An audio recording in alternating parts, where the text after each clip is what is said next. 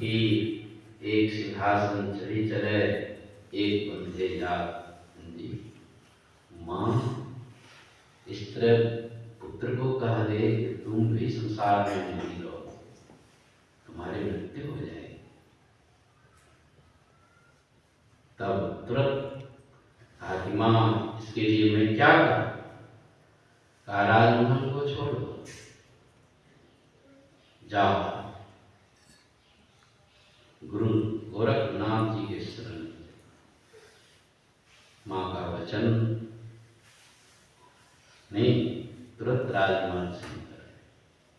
गुरु गोरखनाथ जी का सत्संग चल रहा था, वहीं सत्संग में बैठ गए। सत्संग समाप्ति के बाद सारे लोग चले जाते हैं, गोपी चंद वहीं बैठा। क्यों? उनको तो जाना नहीं है। गोरखनाथ जी कहते हैं कि पुत्र जाओ, सत्संग समाप्त हो गया, चले जाओ। कहा कि नहीं, मैं जाने के लिए नहीं आया। मेरी माँ ने कहा है कि गुरु गोरखनाथ जी के शरण में। इन्हें भी आश्चर्य हुआ, इकलौता पुत्र है, माँ भेजी है। हाँ, विश्वास नहीं हुआ। अच्छा ठीक है, माँ भेजी है तो जाओ। माँ से भिक्षा मांग कर गया, तब मुझे विश्वास। फिर वे राजमहल पहुंचते हैं और अंतःपुर में प्रवेश नहीं करते, दरवाजे से ही पुकारते हैं, माँ माँ। आवाज तो माँ सुनती, मेरा ही पुत्र है, खुशी नहीं थी। शायद राजमहल के सुख ने खींच करके ले आया। उदास मन से बाहर निकलती है, हे पुत्र तुम लौट आया? कहा कि नहीं माँ, मैं नहीं लौटा। तो फिर यहाँ तो गुरु के आदेश से मैं आया। क्या आदेश? तो भिक्षा मुझे दो, फिर मैं चले जाऊं। वही भिक्षा के लिए है ना, माँ अंतःपुर में पुत्र को क्या भिक्षा दूं?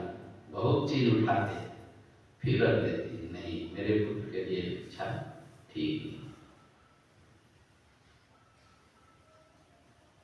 खजाने में चले जाती है और वहां भी हीरे जवाहरात उठा उठा कर ले ली। यही भिक्षा मैं दे देता। नहीं, यह भिक्षा मेरे पुत्र के लायक नहीं।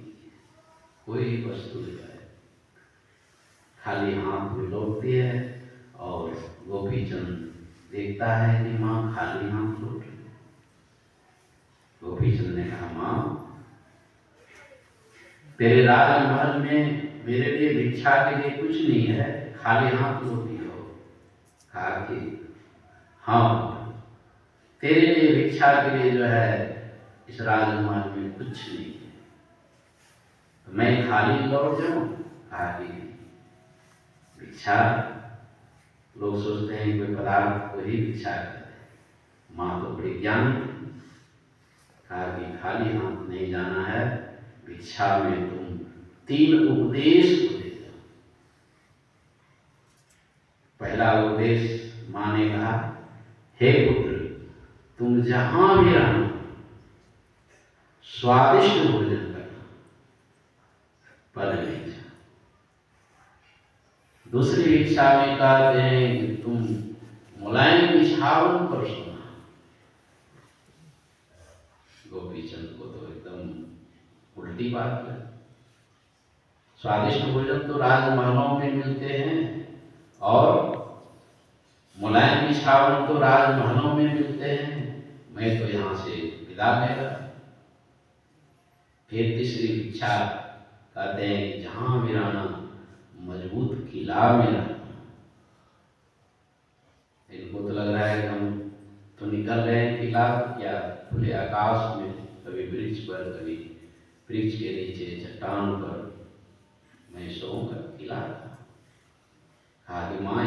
ये सारी भिक्षाएं मेरे लायक नहीं है। कहा हे पुत्र तुम्हारे ही लायक है, तुम समझा नहीं। कहा स्वादिष्ट भोजन में कहाँ मिलेगा, कभी मिल भी जाए, कभी गिरद धना, कभी मुट्ठी भर चना, कभी वो भी मन। कहा कि हे पुत्र राजमहलों में जो भोजन है, भोजन में स्वाद नहीं है, स्वाद तो भूख में। जब तुझे कड़ी भूख लग जाए, नहीं जैसे लोग होता है ना, भूख नहीं है तो भी खा लिया, उसको स्वाद लगेगा। माँ शिक्षा दे रही थी, जब तक कड़ी भूख नहीं लग जाए, भजन करते करते बिल्कुल थक जाओगे, बहुत भूख सताने लगे, तभी तुम भोजन करना। उसको कुछ भी तुमको मिल जाएगा, नमक रोटी भी मिल जाएगा, वही तुम्हारे लिए स्वादिष्ट भोजन है। पदार्थों में स्वाद नहीं है, भूख में स्वाद है। दूसरी भिक्षा में मुलायम बिछावन। कहा कि माँ मुलायम बिछावन मुझे कहाँ मिले। कहा कि राजमहलों में मुलायम बिछावन नहीं है पुत्र, है ना। बिछावन पर तभी जाना जब कठिन परिश्रम करते करते तुम जब थक जाओगे, नहीं तो तुम चट्टान पर भी लेट जाओगे, धरती पर भी लेट जाओगे, वही तुम्हारे लिए मुलायम बिछावन है। राजमहलों में बहुत व्यवस्था है बिछावन की, नींद नहीं है, इधर से उधर नींद नहीं है। तो बिछावन में जो है ना, सुख नहीं है, नींद में सुख है। नींद कब आएगी, जब बहुत नींद सताने लगे, थक जाओगे, तभी तुम सोना। हाँ ठीक है।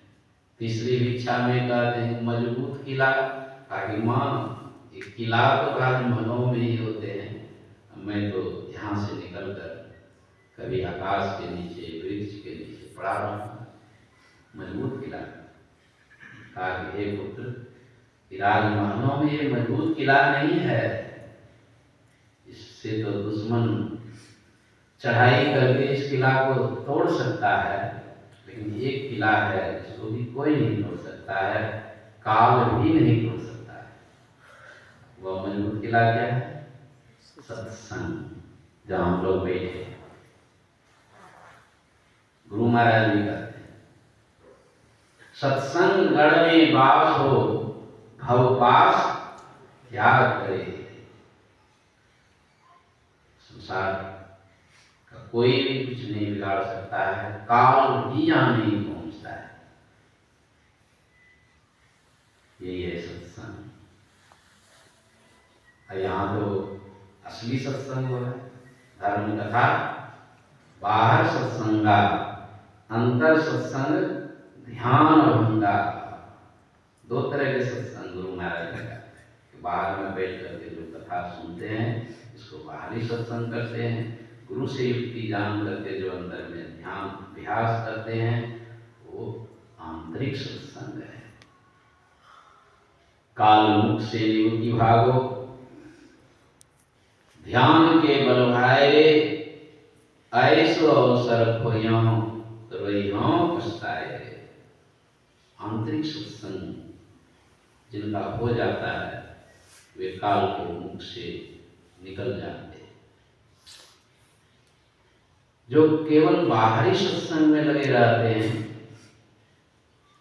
आंतरिक सत्संग नहीं करते हैं, वे काल के मुख में ही पड़े रहते हैं। हम लोग काल के मुंह में बैठे, बाहरी सत्संग सुन रहे हैं, काल के मुंह में। जो नहीं भी सुन रहा है वो भी काल के मुंह में, दोनों काले के मुंह में बैठा है। कितना बड़ा मुंह है, रूस अमेरिका सब उसी के मुंह, सब न है। इतना ही नहीं, लोक लोकांतर भी काले के मुंह में। उछल कूद कर रहे हैं काल में। यह देशवा नहीं, काल को भेषवा, जो रे आवे सो दुख पावे, गुरु महाराज। ये देश जो है, सारे लोक लोकांतर जो है, ये काल का ही देश है। किसी को हम अपना मान लेते हैं, किसी को पराया मान, ये दोनों है क्या? मेरा तेरा तो जम के हाथ, काल।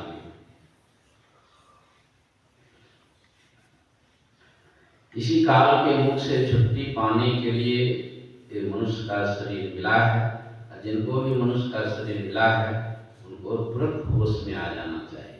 बचपन में बहुत लोग बचपन में ही होश में आ गए, बहुत लोग तो बेहोश हो, बाला बन गए, खेल कूद 10-12 वर्ष कैसे